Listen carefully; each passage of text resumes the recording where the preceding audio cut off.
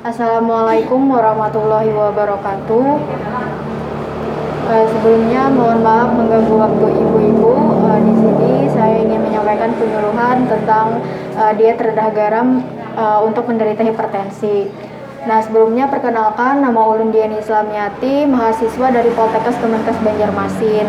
Nah, sebelumnya ibu-ibu di sini mengetahui lah tentang apa itu hipertensi dan diet rendah garamnya.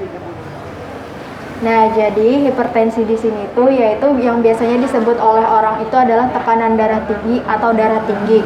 Dimana keadaan itu tuh tekanan darahnya itu 100, biasanya kalau kita periksa tuh ada misalnya 140/90. Nah, jadi seseorang itu dapat dikatakan hipertensi kalau tekanan darahnya itu 140/90. Nah, di sini ada beberapa faktor yang menyebabkan seseorang itu menderita hipertensi. Yang pertama, ada keturunan.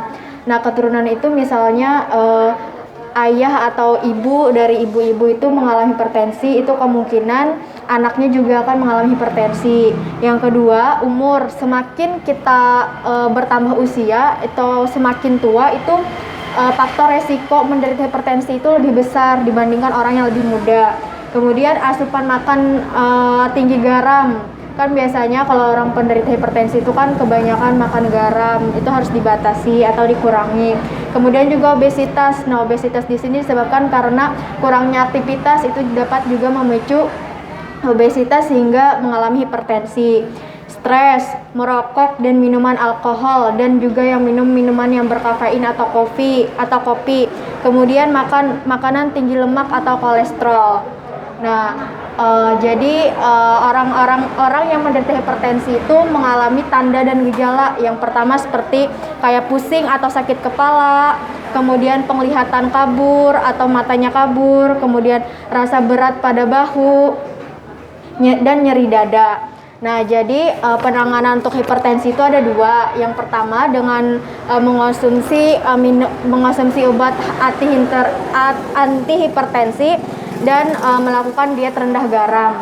Nah, jadi yang dimaksud rendah garam di sini yaitu garam yang mengandung natrium seperti kayak garam di dapur itu. Nah, jadi tujuan untuk diberikan diet rendah garam ini tuh untuk mengurangi tekanan darah pada pasien hipertensi.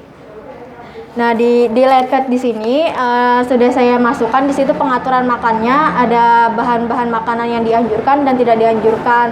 Seperti kayak karbohidrat itu yang tidak dianjurkannya ada roti, biskuit.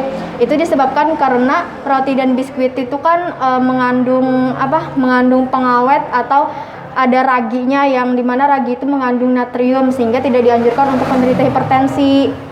Kemudian juga kayak makan makanan yang instan seperti kayak sarden, itu tidak boleh atau tidak dianjurkan untuk penderita hipertensi.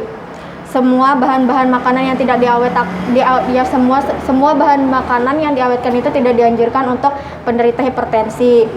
Nah, jadi untuk penderita hipertensi ini terbagi menjadi 3, ada yang sedang, ada yang ringan, sedang sama berat. Kalau untuk ringan dan sedang itu masih boleh mengonsumsi garam. Sedangkan untuk yang berat, hipertensi berat itu tidak boleh sama sekali.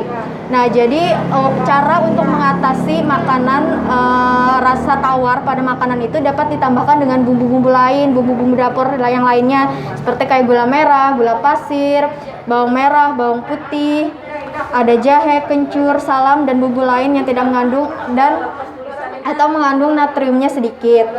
Nah, di situ juga ada contoh menu sehari untuk penderita hipertensi. Di situ ada makanan pagi, selingan siang, kemudian selingan sore dan untuk makan malamnya. Sebenarnya hipertensi itu bahaya untuk yang penderita hipertensi itu bahaya karena akan mengalami penyakit-penyakit komplikasi lainnya seperti kayak stroke, jantung, gagal ginjal dan lainnya itu.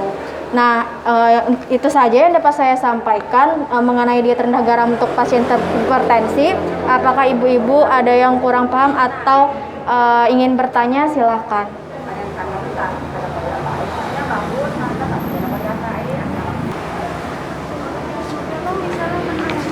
Hah? Tadi kan faktornya itu umur. Nah, semakin bertambah umur, semakin tua tuh bisa menderita juga hipertensi. Kalau untuk yang lebih muda tuh bisa, cuman dapat diatasi tapi dengan diet rendah garam itu. Bisa juga kemungkinan, tapi lebih kecil kemungkinannya dari orang yang lebih tua gitu.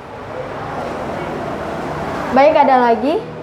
Yang normal itu berapa? Kalau normalnya 120/9/80. Di sini memang Kak Didahulun buat. Untuk semua umur, maksudnya orang dewasa sampai tua kayak itu? Tinggi. Di situ ada juga tuh golongan yang ringan, sedang, sama berat. Kalau untuk berat itu tidak boleh sama sekali mengonsumsi garam.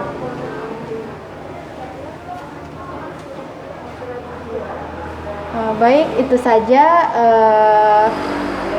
Ada lagi?